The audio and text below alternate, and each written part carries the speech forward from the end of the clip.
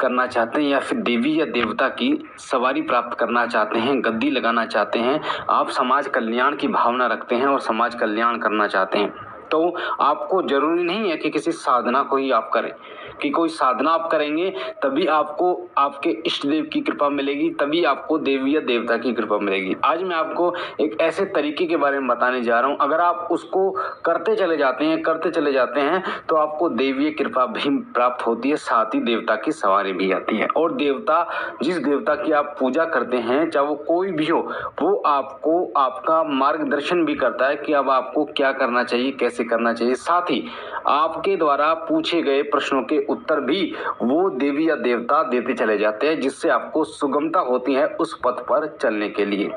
तो कौन सा वो तरीका है, इस चीज को ध्यान से सुनना बारीकी से, ताकि एक एक चीज आपको समझ में आए। अधिकतर आप अपने मस्तिष्क में ये चीजें रखते हैं कि किसी चौकी पर आप चले जाएंगे और चौकी पर किसी को गुरु बना लेंगे तो सवारी आपको प्राप्त हो जाएगी, शक्ति आपको प्राप्त हो जाएगी। ऐसा नहीं है।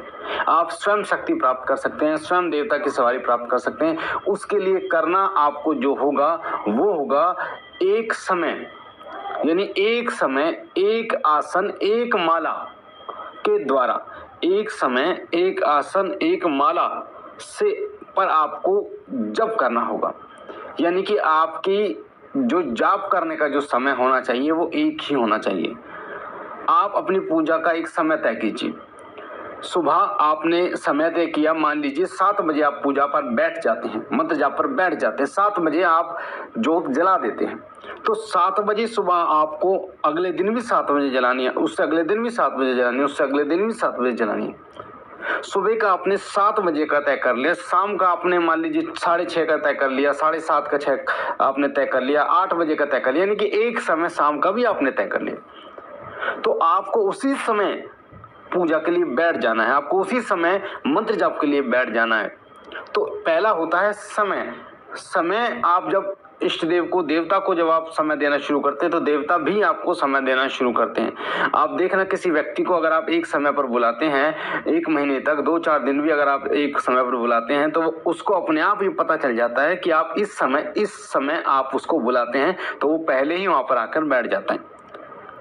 इसी प्रकार से जब आप देवता को एक समय पर याद करते हैं, उनकी जोत बत्ती करते हैं, तो उनको ये पता चल जाता है कि मेरा सेवक मुझे इस समय बुलाता है, क्योंकि देवता को तो करोड़ों लोग बुलाते हैं, उनका आवाहन करते हैं, उनकी पूजा करते हैं, पर वो आपके पास कब आएंगे?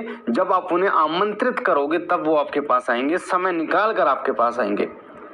तो जब आप एक समय पर उनकी पूजा करना शुरू कर देते हैं, तो वो भी जिस समय पर आप बैठते हैं उससे 5 मिनट पहले वो उस स्थान पर आकर विराजमान हो जाते हैं, ताकि आप उनकी पूजा पाठ, उनका जो भोग देंगे वो उसे स्वीकार कर सकें।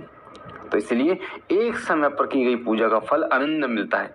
एक समय पर की गई पूजा का फल इस तरीके से मिलता है जिस प्रकार से आप कोई साधना करते हैं, 41 दिन की पूर्ण नियमों के साथ जो साधना करते हैं। तो पहला नियम आपका होना चाहिए, एक समय पर आपको पूजा करनी है।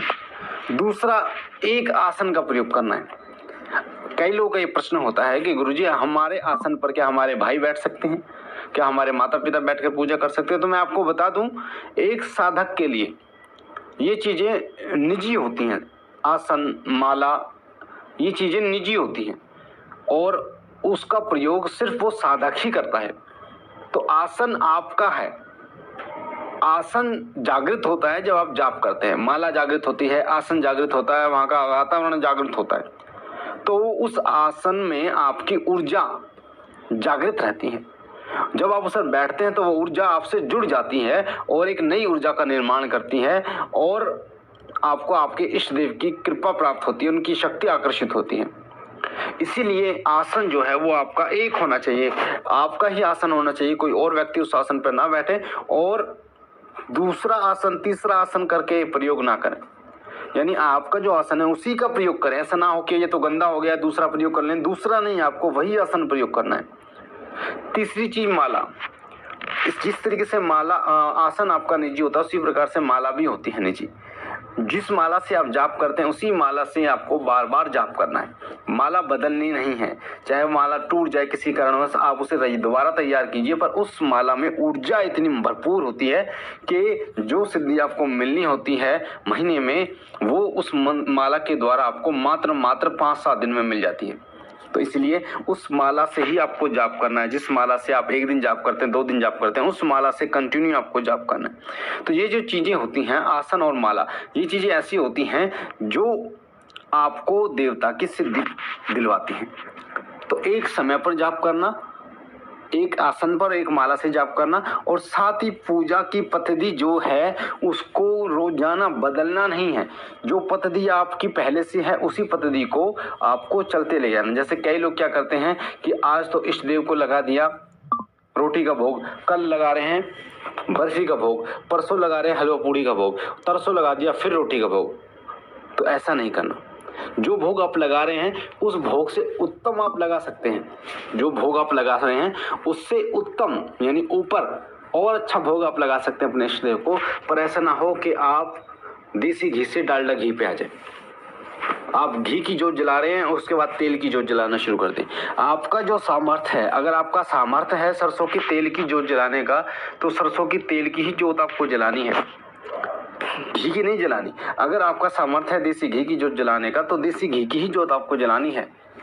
तो एक होना चाहिए, समय एक होना चाहिए, आसन एक होना चाहिए, माला एक होनी चाहिए, और जो पूजा का तरीका आपका होना चाहिए वो भी एक ही होना चाहिए, सेम होना चाहिए, कोई बदलाव नहीं होना चाहिए।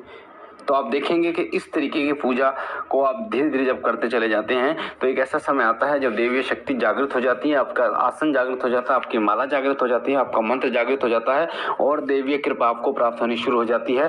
जो देवीय कृपा के संकेत हैं वो मिलने आपको शुरू हो जाते हैं, आपको उबासियाँ आनी शुरू हो जाती हैं, आंखों में आंसू आपको आने शुरू हो जाते हैं, आपकी पूजा में आपके दीपक में फूल बनना शुरू हो जाता है, आपको स्वप्न में आपके इष्ट देव के दर्शन होने शुरू हो जाते हैं। तो ये सब संकेत आपको मिलने शुरू हो जाते हैं जब आप एक समय का चयन करते हैं, एक माला का चयन करते हैं, और एक आसन का चयन करते हैं, और एक तरीके का चयन करते हैं। तो आपको इष्ट देव की कृपा जरूर प्राप्त होती है। और आप अपने घर में भी बहुत ज़्यादा फर्क देख सकते हैं उस पूजा का। जो एक समय पर एक तरीके से पूजा करता है उसके घर में समृद्धि बढ़ती है, उसके घर में माता लक्ष्मी वास करती है, उसके घर में जो है वो बीमारियां पलायन कर जाती हैं उसके घर से, उसके घर में साक्षात देवी कृपा वहाँ पर विराजमान होती हैं, उनके कुलदेव और कुलदेवता प्रसन्न होते हैं, पितृ प्रसन्न होते हैं, उस घर में एकता का माहौल होता है, सब प्रेम पूर्वक रहते हैं। जिस घर में सेम एक ही तरीके की पूजा पाठ की पद्धति का इस्तेमाल होता है। तो आपको जानकर हैरानी होगी, बहुत ही विशाल फल की प्राप्ति आपको होती है जब आप इस प्रकार से पूजा करते हैं। तो इस प्रकार की पूजा कीजिए, और आप कुछ समय के बाद आप स्वयं अपने घर में इन चीज़ों को महसूस करेंगे कि जो आप एक ही तरीके से पूजा कर रहे हैं उसका फल आपको किस प्रकार से मिल रहा है। सबसे ज़्यादा आर्थिक रूप से आप मजबूत होते चले जाते हैं जब आप एक प्रकार से पूजा करना शुरू कर देते हैं।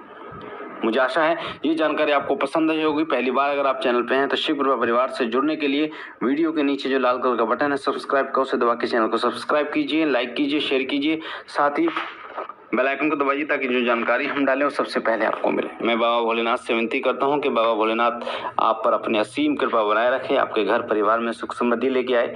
हम मिलते हैं एक नई जानकारी के साथ, तब तक के लिए ओम नमः शिवाय, ओम नमः शिवाय, ओम नमः शिवाय।